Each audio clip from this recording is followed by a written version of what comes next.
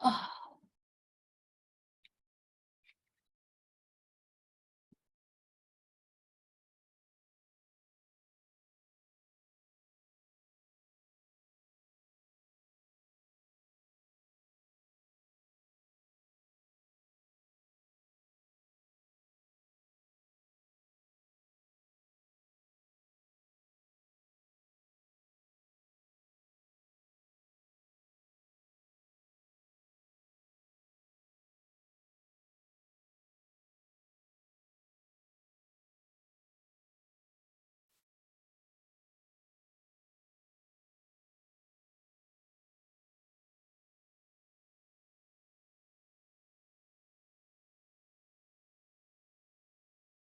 हाँ जी।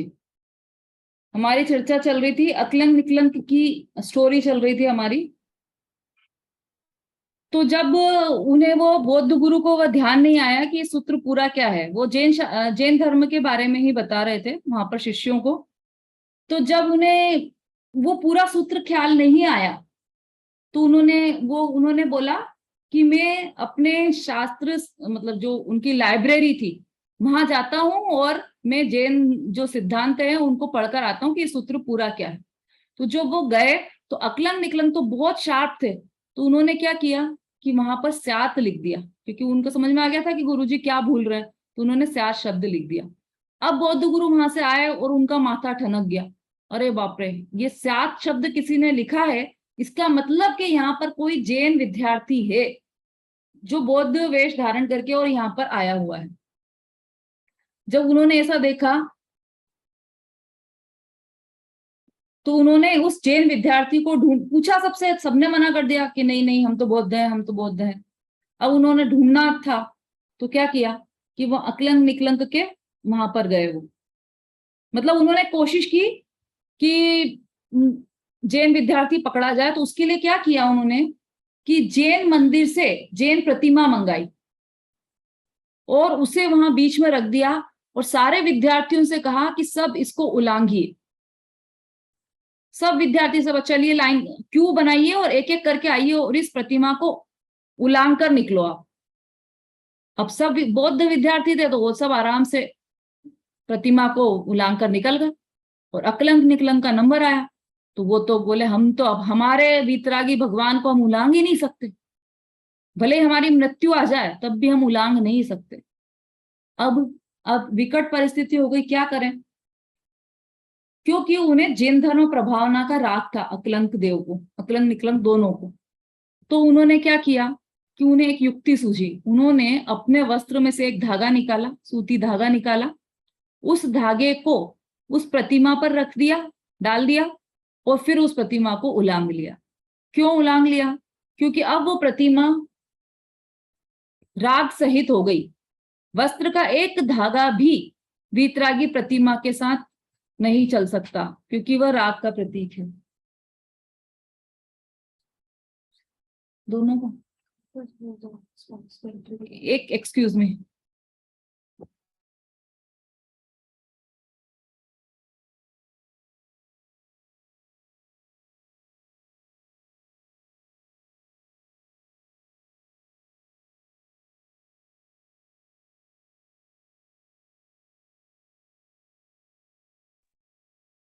चूंकि वो प्रतिमा राग सहित हो गई थी, तो वीतरागी नहीं बची थी, तो केवल वीतरागी प्रतिमा ही पूज्य है, यह सोचकर उन्होंने उस प्रतिमा को उलांगा। अब सोचो आप, एक सूत का धागा, एक सूत का धागा भी जो राग का परिचायक है, तो वो प्रतिमा हमारे लिए मान्य नहीं है ना। तो ये जो मतलब हम सिर्फ वीतरागी भगवान की ही पूजा करते हैं, और कैसे भी भगवान की हम पूजा नहीं करते। केसर भी लगी है तो वो राग का प्रतीक है। भाई जो ओरिजिनल, हम उन भगवान की प्रतिमा की पूजा करेंगे जो वास्तव में है, ओरिजिनल है। तो समो शरण में भगवान बैठे, उनकी केसर थोड़ी लगी है ना, वो तो इतने जमीन से कितने ऊपर है, और वो कमल जिस कमल के ऊपर है उस कमल को भी नहीं छूते, बिल्कुल अंतरिक्ष में विराजमान है वो। तो वहां पे कौन केसर लगाने जाता है? केसर लगता ही नहीं है भगवान की, परिग्रह, नाम मात्र परिग्रह नहीं है, तो केसर भी नहीं लगता। तो हम जो ओरिजिनल इस अवस्था है भगवान की, केवल वही हम पूजते हैं। उनको मुकुट लगा दो, उनकी आंखें बना दो, कितनी सारी चीज, अंगी अंगी कर देते हैं, बहुत आभूषण पहना देते, तो वो तो बहुत दूर की बात है, हम तो केसर केसर के सहित भी पूजा नहीं करते। और पुष्प की जहां तक बात है, फूल चढ़ा देते हैं। तो फूल में तो आप प्रत्यक्ष देख सकते हो कि त्रस्त जीवों की भी हिंसा है, फूल तोड़ने में भी, उसके बाद फूल चढ़ाने में भी हिंसा है, तो सर्वत्र हिंसा ही हिंसा है। तो ये पुष्प भी चढ़ाने योग्य नहीं है, और जहां पर चढ़े हैं वहां पर हम नमन कैसे करें? वो तो पूरी राख सहित होगी ना प्रतिमा। हाँ, तो वो स्थान ही पूरा अधर्म का हो गया, क्योंकि वो इसमें क्या लिखा है, कौन सा स्थान देखो, दर्वित त्रस थावर मरण खेत, खेत मतलब स्थान, जहां पर त्रस और स्थावर जीवों की हिंसा हो, ऐसा स्थान वो अधर्म का स्थान है, वो धर्म का स्थान ही नहीं। तो वहां पर हम कैसे दर्शन कर सकते हैं?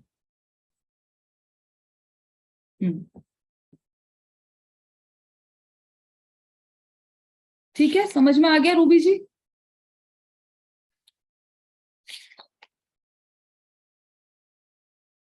गुरु का भी ऐसा ही है, जो खुद अपनी प्रतिमा बनाए, जिसको ये राग हो जिस व्यक्ति को कि मेरी प्रतिमा, मेरा स्टेचू लगना चाहिए, तो वो कैसे गुरु?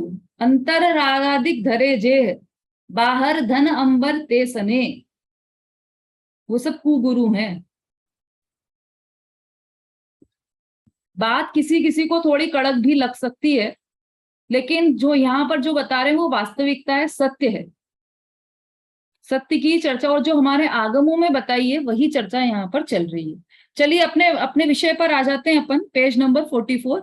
और भी कोई प्रश्न हो तो आप एंड में पूछ लीजिएगा।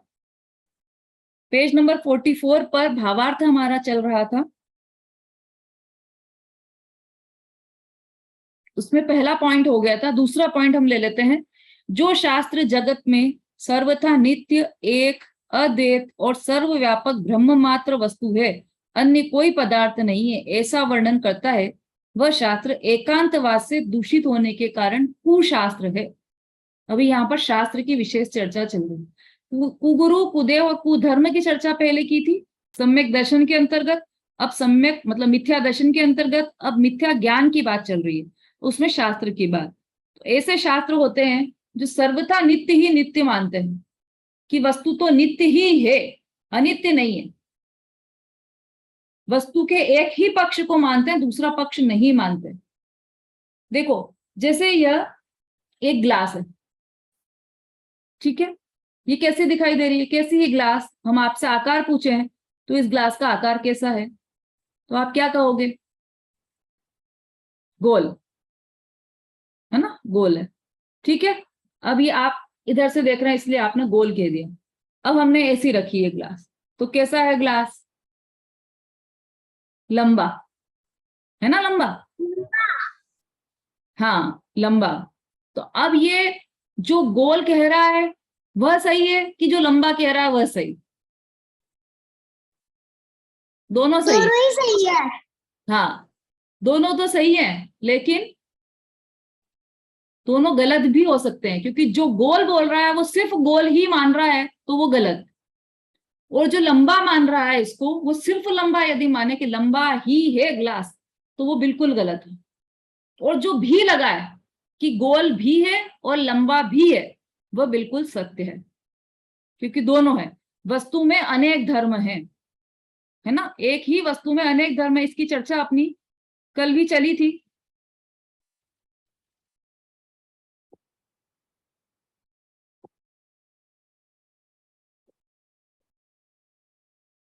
है ना, कल बताया था कि जैसे एक स्त्री है, तो स्त्री में स्त्री वह स्त्री पत्नी भी है, पुत्री भी है, माता भी है, अनेक धर्म है एक ही स्त्री में। ऐसे ही हर वस्तु में अनेक धर्म होते हैं। और एंगल, एंगल का भी फर्क होता है, एंगल बोले या नए बोले एक ही बात है। तो नए, इस नए से देखेंगे हम इधर से तो ये वस्तु गोल है, और इधर से देखेंगे तो ये वस्तु लंबी। हाथी का भी उदाहरण दिया था कि वस्तु अनेक धर्मात्मक है। अब ऐसे ही वस्तु है, जो द्रव्य है, वह नित्य भी है और अनित्य भी है। यदि उसे हम नित्य ही है ऐसा मानेंगे तो वह सर्वथा गलत होगा, और यदि हम ऐसे मानेंगे कि वह अनित्य ही है तो वह भी सर्वथा गलत होगा। कुछ धर्म या कुछ शास्त्र ऐसे होते हैं जो वस्तु को सर्वथा नित्य ही बताते हैं, तो वह कुशास्त्र है। कि वस्तु का कभी नाश ही नहीं होता, ऐसा बोलते हैं। वस्तु तो नित्य ही है, उसका कभी नाश नहीं होता, तो वह गलत है, वह कुशास्त्र है। और जो ऐसा माने कि वस्तु तो अनित्य ही है, वह भी गलत है। और जो ऐसा माने कि वस्तु तो एक ही है, एक मतलब पूरा ब्रह्मांड में एक ही आत्मा है और उसके अंश, आत्मा के प्रदेश पूरे ब्रह्मांड में फैले हुए हैं, और एक उसको क्या बोलते हैं, वो परम पिता तो एक ही है और बाकी सब उसकी सत्ताएं हैं, अवान्तर सत्ता। और दो नाम आते हैं ना, एक अवान्तर सत्ता और एक नाम भूल रही हूं मैं, ऐसे दो। तो मतलब वो एक बड़ा ब्रह्मा है, हम सब उसके अंश हैं, ऐसा मानते हैं, ऐसा कि उनके शास्त्रों में उल्लेखित है। तो जब बड़ा, तो उसमें कई तर्क लग सकते हैं, तर्क से विचार करोगे आपको तो वहीं पे समाधान हो जाएगा कि जब बड़ा ब्रह्मा एक ही है तो वह अपने एक अंश, एक उसका एक अंश तो बुरे काम कर रहा है, एक अंश अच्छे काम कर रहा है, ऐसा कैसे हो गया? और उसका एक अंश तो स्वर्ग में जा रहा है, एक अंश नरक में जा रहा है। और जब ब्रह्मा के ही अंश हैं तो ब्रह्मा तो सबसे अच्छे ही काम करवाए ना, बुरे काम क्यों करवा रहा है जब ब्रह्मा ही सब काम करवा रहा है? ब्रह्मा का अंश है। ब्रह्मा अपने शरीर पे तो बस चलता है ना, अपने अंश पे तो बस चलता है कि नहीं चलता है? तो फिर चोर क्यों बनाया ब्रह्मा ने? किसी को, किसी को साहूकार, किसी को सेठ, किसी को सप्त व्यसन में लिप्त, ऐसा क्यों बनाया ब्रह्मा ने? तो आप तर्क से विचार करोगे इसको तो आपको सारे समझ में आएंगे। अद्वैत मानते हैं और सर्वव्यापक ब्रह्म मात्र वस्तु, ऐसा भी मानते हैं कि सब दूर व्यापक है, ब्रह्मा ही व्यापक है, सब दूर वही सब कार्य कर रहा है। नरक भी वही ले जा रहा है, स्वर्ग भी वही ले जा रहा है। तो नरक किसको ले जा रहा है? जिसने बुरे कर्म किए हैं वो, उसको नरक ले जा रहा है ब्रह्मा। जिसने अच्छे कर्म किए उसे स्वर्ग ले जा रहा है ब्रह्मा। तो फिर ब्रह्मा ने क्या किया? ये तो उसके अच्छे और बुरे कर्म नहीं कर दिया ना, वो तो स्वयं ने किया ना अच्छे कर्म, तो फिर कर्म नहीं कर दिया ना, कर्म ही ले गया स्वर्ग। तो ब्रह्मा ने किया क्या फिर बीच में? तो इसका मतलब ये हुआ कि कर्म ही करता हुआ, फिर ब्रह्मा तो करता नहीं हुआ ना। तो अनेक तर्क है इसका। आप मोक्ष मार्ग प्रकाशक के 5वें अधिकार में एक एक चीज का यहाँ वहां पर जवाब दिया है, 5वें अधिकार में, है ना, वो आप पढ़िएगा कभी। अब अन्य कोई पदार्थ नहीं है ऐसा वर्णन करता है वह शास्त्र एकांतवाद से दूषित होने के कारण कुशास्त्र है। एकांतवाद, एकांत मतलब एक ही पहलू को, एक ही वस्तु, एक ही पहलू को पूर्ण वस्तु मान लेने वाला, एक ही पहलू को पूरी चीज बता, पूरी वस्तु बता देने वाला एकांतवाद, एक अंत, ऐसा एकांतवाद से दूषित होने के कारण कुशास्त्र है। वस्तु को सर्वदा क्षणिक अनित्य बतलाए। जिन अकलंक देव की बात अपन कर रहे हैं ना, जब उनका बौद्ध गुरु से शास्त्रार्थ हुआ, वाद विवाद हुआ, तब वो जो बौद्ध गुरु थे उन्होंने यही कहा था कि सर्व वस्तुएं क्षणिक है, इस जगत में कोई भी चीज टिकती नहीं है, सब नाशवान है, आप भी नाशवान हो, आप अभी नष्ट हो रहे हो, फिर अगले अगले समय कोई नया उत्पन्न होगा, ऐसा उनका तर्क था। तो अकलंक देव ने उनसे एक प्रश्न पूछा था बौद्ध गुरु से कि ये जो कुम्हार का चक्र है, या आज की भाषा में कहें तो ये पंखा है, पंखा, ये पंखा चल है या अचल?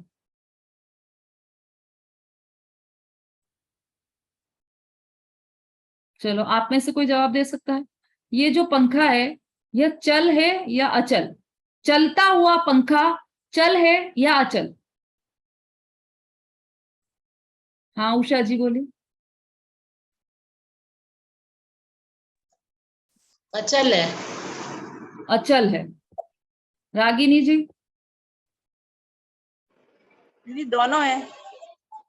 दोनों है। शशि जी?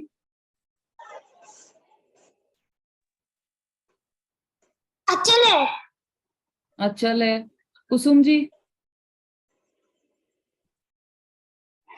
ये चल भी है और अचल भी है, चलता हुआ भी है, चल भी है और अचल भी है। अच्छा, हाँ ये कौन है? संगीता जी? दीदी अचल है। अचल है। अनीता जी? अचल है। अचल है। चलता भी है, अचलता भी है, दोनों है। इसको स्टार्ट करेंगे तो चलो। आरती जी? एक जगह पे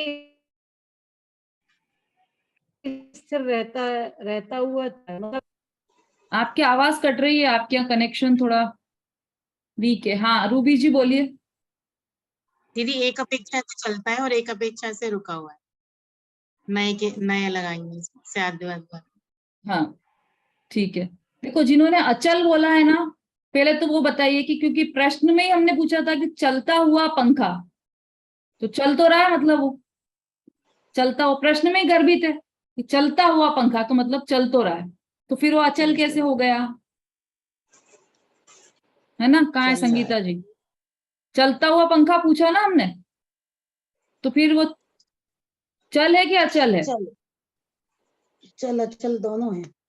चलता हुआ तो है लेकिन वो अचल ही माना जाएगा, स्थिर है, खुदगल द्रव्य है ना, इसीलिए।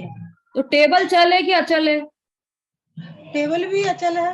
तो टेबल भी अचल है और पंखा भी चल रहा है, तो चलता हुआ पंखा और बंद होता हुआ पंखा, दोनों पंखे अचल हैं। दोनों में अंतर क्या रहा फिर? चलता हुआ पंखा अचल ही है दीदी, चाहे चले चाहे चलेगा। रखा रहे, अचल ही माना जाएगा वो। दोनों में अंतर क्या रहा फिर, ये बताइए आप। रुका हुआ पंखा भी अचल है और चलता हुआ पंखा भी अचल है, तो दोनों में अंतर क्या रहा?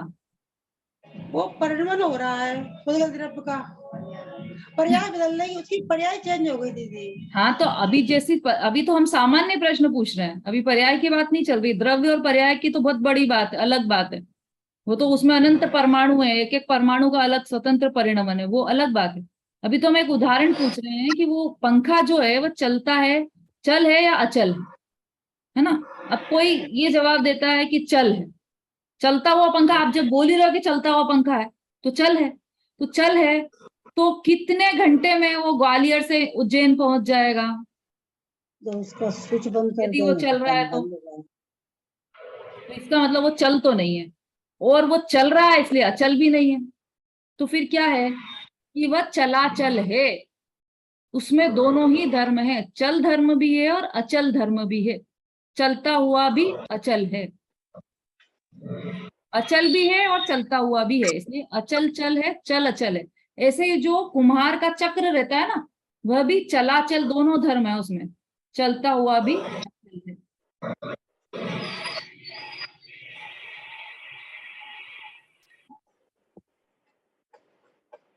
एक ही वस्तु में परस्पर विरोधी अनेक धर्म होते हैं।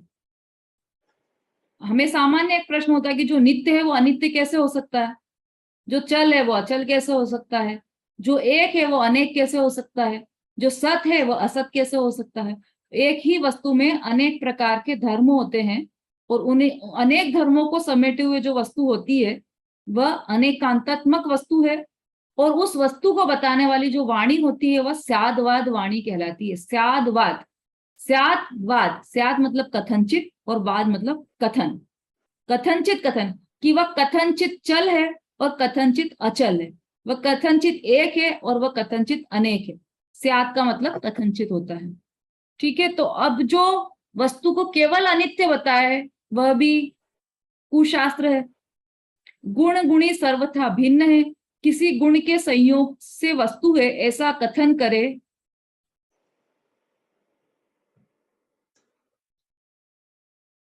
अथवा जगत का कोई कर्ता हर्ता तथा नियंता है ऐसा वर्णन करे। ये 5 नंबर आ गया यहां से, है ना?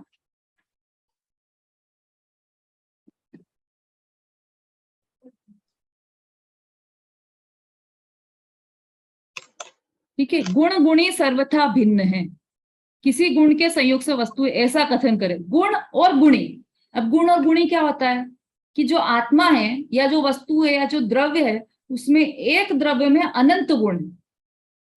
तो गुण अलग है और गुणी मतलब उस गुण को धारण करने वाला जीव अलग है ना?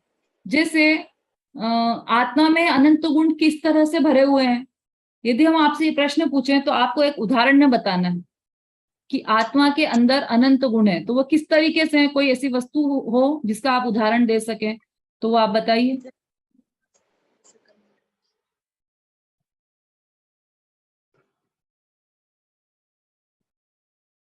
संगीता जी।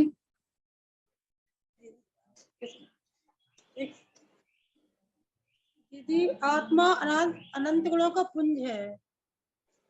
हाँ, ये तो हमने ही बता दिया, उदाहरण बताना है आपको तो। चलिए कोई बात नहीं, रागिनी जी।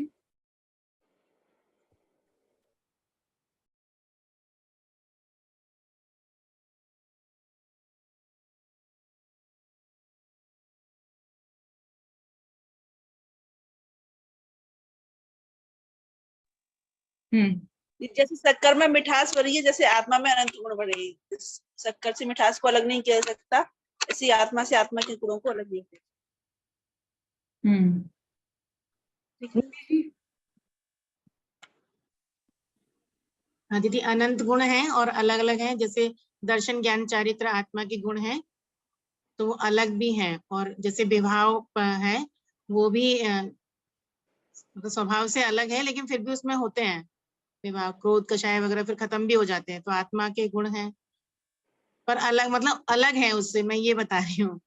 उदाहरण पूछ रही हूँ मैं तो सिर्फ। उदाहरण में यही है कि सम्यक दर्शन, सम्यक ज्ञान, सम्यक चारित्र आत्मा के गुण हैं, और अलग अलग होते हुए उदाहरण, भी उदाहरण, सिद्धांत नहीं, उदाहरण पूछ रही हूँ। चलिए कोई बात नहीं। अनीता जी।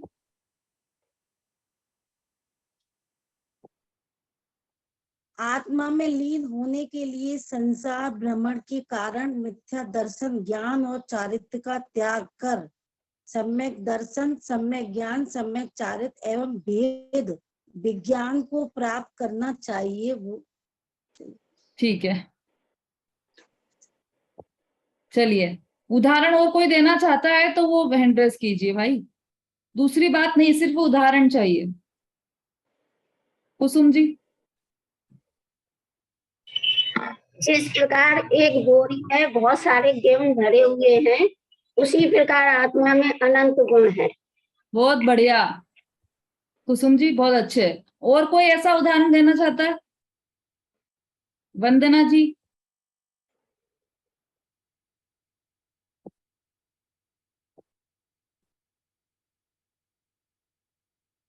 अपना समय पूरा हो रहा है, थोड़ा सा जल्दी। आप हैंड रेस किया है आपने, जल्दी जवाब दीजिए।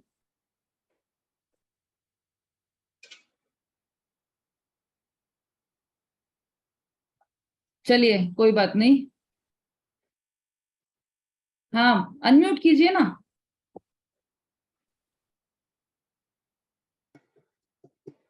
क्यों? अरे कीजिए, हो जाएगा, अभी हुआ था। हाँ अब बोलिए। आत्मा में जानने और देखने की शक्ति होती है। अरे ये प्रश्न ही नहीं है भाई कि कौन सी शक्ति है। चलो कोई बात नहीं। आरती जी।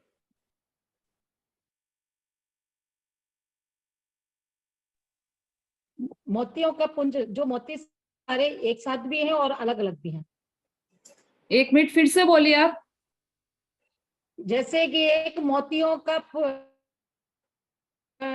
पुंज पूरा, जैसे किसी बर्तन में भरे हुए मोती हैं, वो सारे एक साथ भी हैं और सारे अलग अलग भी हैं। ठीक है, ठीक है, समझ में आ गया। मोतियों, कोई बर्तन में मोती भरे हैं वैसा। हाँ जी, कहाँ है मीनल जी? हाँ बोलिए। दीदी, आकाश में जैसे अनंत तारे हैं, आकाश के तारों को आप गिन नहीं सकते, ऐसे ही आत्मा में अनंत गुण है। ठीक है, चलिए बस अभी इतना ही पूछते हैं अपन। अब ये जो गुण बताए ना तीनों ने, एक ने आकाश के तारे, एक ने बर्तन में मोती, और एक ने क्या बोला था? गेहूं। किसमें गेहूं? बोरी में, थैले में, थैले में गेहूं भरे हैं ऐसा।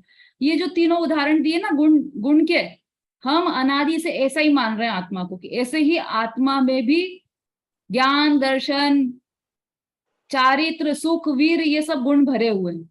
लेकिन बिल्कुल भी ऐसा नहीं है, ऐसे नहीं है गुण। क्यों नहीं है? क्योंकि थैले में से गेहूं अलग करके और थैला अलग हो जाता है, और एक एक गेहूं अलग, दाना अलग अलग हो जाता है। वैसे नहीं है गुण। आकाश में से तारे भी सब अलग अलग हैं, ऐसे नहीं है गुण। और एक और क्या था? मोती। तो मोती भी एक एक मोती अलग अलग है, बर्तन अलग है और मोती अलग है। ऐसे आत्मा में गुण नहीं है। आत्मा में गुण कैसे है, जो एक आया था ना शक्कर है, जैसे शक्कर में मिठास भी है, सफेदी भी है, उसका जो ऐसा क्यूब वाला आकार है वह भी है, ऐसे कई गुण है शक्कर में। तो वो एक शक्कर के दाने में सारे गुण भरे हुए हैं। हम एक मुट्ठी भर के शक्कर उठाएंगे तब भी उसमें सारे गुण हैं, और एक दाना शक्कर का उठाएंगे तब भी उस एक दाने में भी सारे गुण हैं, है ना। और उस शक्कर में से मिठास को अलग नहीं किया जा सकता। सफेद किसने दिया था, ये रागिनी जी ने दिया था शायद। ऐसे ही मिश्री भी है, मिश्री है उसमें व्हाइट, उसको व्हाइट अलग कर दें हम और मीठा अलग कर दें, ऐसा नहीं कर सकते हम। क्यों? क्योंकि वो गुण और गुणी और सारे गुण सब संपूर्ण भाग में फैले हुए हैं। आत्मा के असंख्यात प्रदेश हैं, आत्मा के पूरे भाग में ज्ञान गुण है तो वो पूरे भाग में फैला हुआ। ऐसा नहीं कि ज्ञान केवल यहाँ पर है, हाथ में ज्ञान नहीं है, दिमाग में ज्ञान है, ऐसा नहीं। पूरे सर्वांग में फैला हुआ है ज्ञान।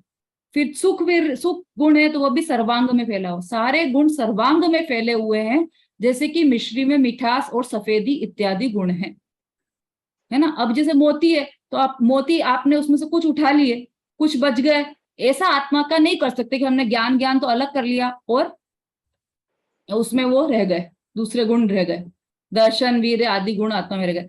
ये जो यहाँ पर ये जो दूसरा पॉइंट है ना, चौथा, गुण गुणी सर्वथा भिन्न है, ऐसा मानते हैं। जो कुशास्त्र है उसमें ऐसा ही दर्शाया गया है कि गुण अलग है और गुणी अलग है। गुणी मतलब द्रव्य, तो ज्ञान अलग है और आत्मा अलग है, ऐसा वहां पर बताया जाता है। किसी गुण के संयोग से वस्तु है, ऐसा कथन करते हैं।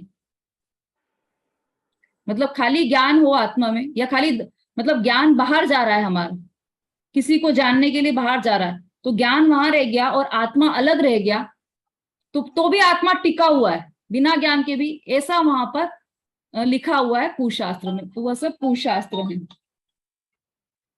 ठीक है। तो ये अभी अपना अभी यहीं पर चलेगा। इसका और कुछ प्रश्न हो इसमें तो आप कल चिंतन करके आइएगा। उसके बाद चौथा पॉइंट लेने के बाद अपन वापस पांचवा लेंगे, है ना। हाँ अंजलि जी बोलिए।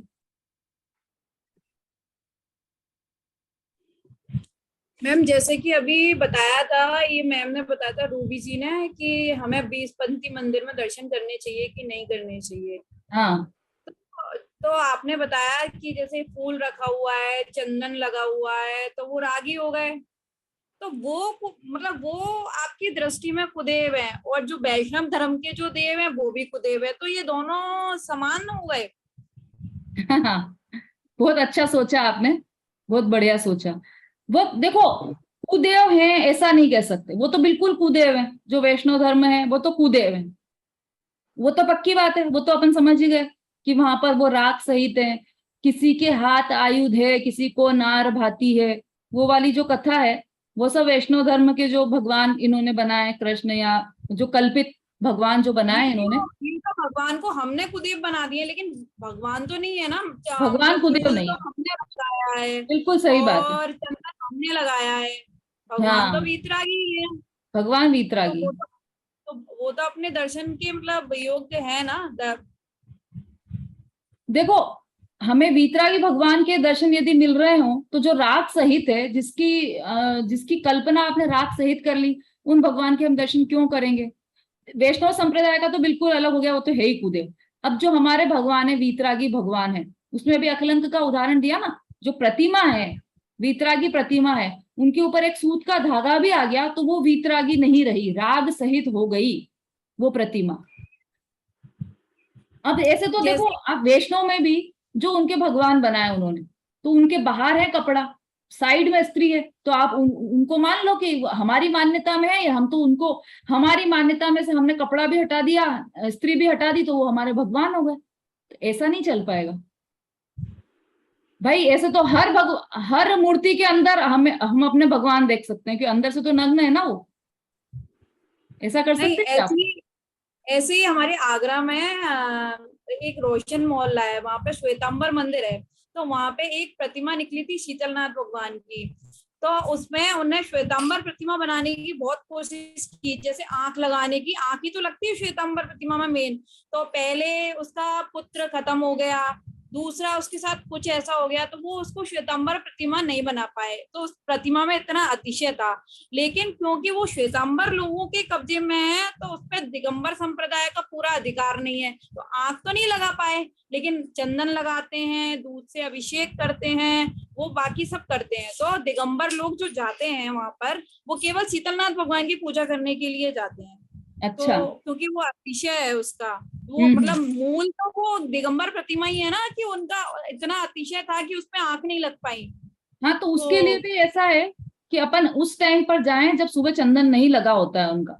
आप जाइए और आपके हस्बैंड साथ में जाएं, मतलब पुरुष वर्ग साथ में जाएं और प्रक्षाल करें, वहां पर चंदन वंदन सब हटा दें, उनके दर्शन कीजिए आप। तो जैसे मुनि वगैरह जाते हैं ना, वो पहले ही जाते हैं, मतलब अभिषेक से पहले ही जाते हैं दर्शन करने के लिए। हाँ, ऐसा कर सकते हैं। बाद नहीं जाते हैं, श्रृंगार हाँ। के बाद नहीं जाते। हाँ, क्यों? क्योंकि वो चंदन सहित हो गई ना, तो राख सहित हो गई प्रतिमा, तो श्रृंगार और चंदन के साथ की प्रतिमा हम कहाँ पूछते हैं, हम तो बीतरा की प्रतिमा को ही पूछते हैं। तो हमें यदि मजबूरी में जाना ही पड़ रहा हो, जैसे हम किसी ऐसे शहर में फंस गए हो कि हमें दर्शन करना है और वहां बीतरा की प्रतिमा नहीं मिल रही है, तो बीसपंथी ही मंदिर है, तो क्या करें? तो उस समय जाइए जब सुबह प्रक्षाल होते हैं, तो प्रक्षाल से सारा वो उनका कलंक सब, मतलब राग हट जाएगा और आप उस समय दर्शन कर लीजिए।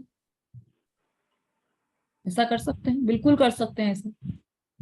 ठीक है, चलिए कोई प्रश्न? भजन एक लाइन का तो टाइम तो बहुत ज्यादा हो गया, अभी तो नहीं। मीनल जी, आपका भजन कल लेंगे अपन, समय हो गया है ना।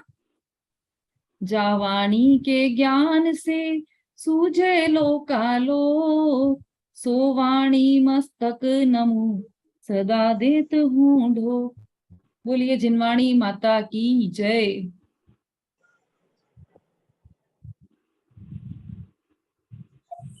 दीदी मेरे को एक वचन बोलना था। हाँ बेटा, आप कल बोलना, आज थोड़ा प्रश्न में लेट हो गया ना, आप कल बोल देना स्टार्टिंग में, ठीक है? अच्छे से तैयार करके आना और कल बोलना, ठीक। जय जिनेन्द्र दीदी। जय जय जिनेन्द्र। जिनेन्द्र। सभी को जय जिनेन्द्र। जय जिनेन्द्र। जय जिनेन्द्र दीदी।